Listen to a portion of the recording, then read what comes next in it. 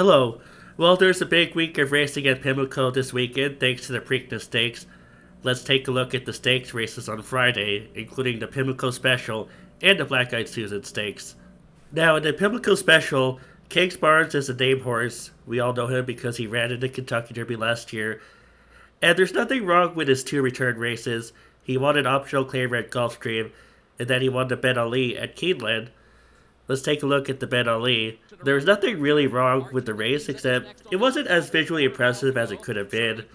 You can see that the jockey is asking King Barnes to go, and he's going to get the job done. He's going to win by about 3 legs, and that's fine, but I just don't think it's super impressive. I just think he had to work a little bit to get that win over War campaign, and even though he won by 3 legs, he had to be asked the entire stretch to get that margin, so I don't know. He could improve in his third start off the bench, but would you want to take him at a low price? You have to think about it. He's a major contender in this race. I just wonder what kind of value he will be. My alternative to Cakes Bars is Pyrenees. Now, this horse is on a hot streak with 3 wins in a row, including his maiden win, an allowance win, and most recently an optional claimer at Keeneland, where he won by 3 legs over the Princess Spur with Cyclone Mischief in third. I don't have the replay on me. It's on the Keeneland website. I don't think it's on YouTube.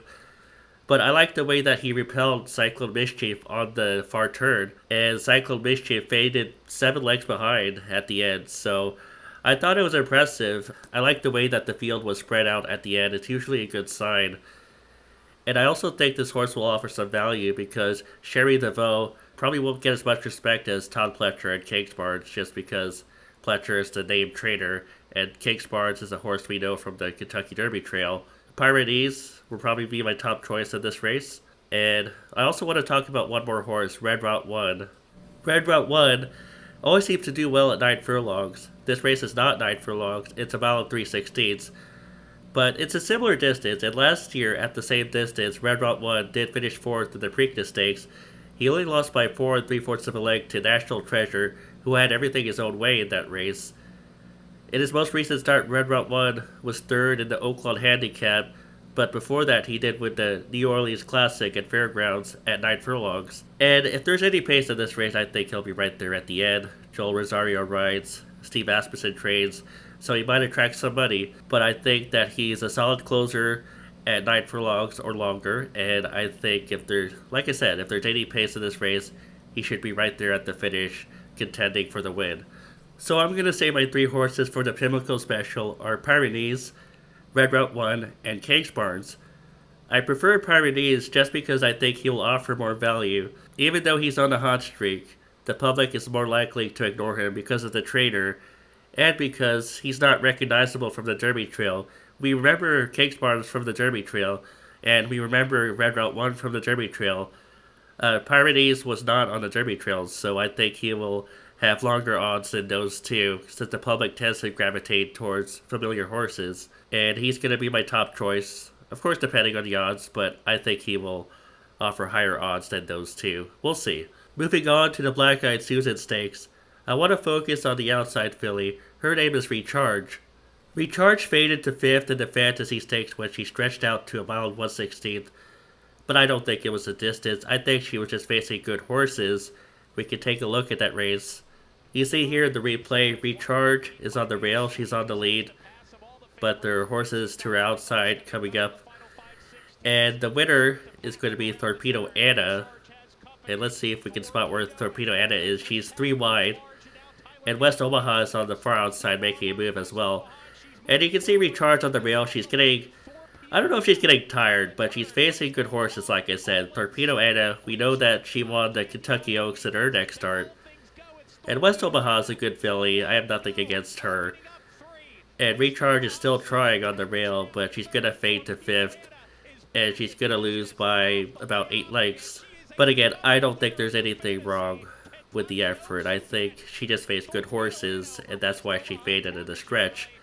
And even though it was a grade 2 race, you can sort of think of it as a grade 1 because the winner, Torpedo Anna, went on to win the Kentucky Oaks. And it was just a really hard field. Torpedo Anna won by 4 legs. So If Torpedo Anna wasn't in the field, how many legs would Recharge have lost by? About 4 legs. I don't think there's anything wrong with the pedigree in terms of distance. This is a 9 furlong race, but the pedigree is fine. Gunrunner on top and a Tappet mare Remit. The damn Remit only had mild success in her career, but she also won up to a mile 1/16th, and she's a full sister to Tapiture, who won the West Virginia Derby one year. So when you combine that pedigree on the bottom with Gunrunner on top, and also Tappet as a dam sire, I think there's enough pedigree there for Recharge to get 9 furlongs in a Black-Eyed Susan. Will Recharge offer a nice price? She might. Because of that fade to 5th, she might. But again, it is Asmussen, and Joel Rosario is riding, and those are popular names, so I wouldn't be surprised if she took money either. But I still like her a lot. We're also going to talk about another filly named Who Could Ask for Mo, and she's trained by Shug McGahee. And this filly probably has the best distance pedigree in the race. She's by Uncle Mo, out of a Bernardini mare named Midnight Belle. Now, Midnight Belle is a half-sister to Unrivaled Belle, who won the Breeders' Cup Distaff one year. So that's all you need to know. She's a half-sister to Unrivaled Belle, who won the Breeders' Cup Distaff. And Midnight Belle is by Bernardini, so I don't think there's any trouble there with distance because Bernardini hails from the AP Indy line. His sire is AP Indy. And Uncle Mo has no problem siring distance horses.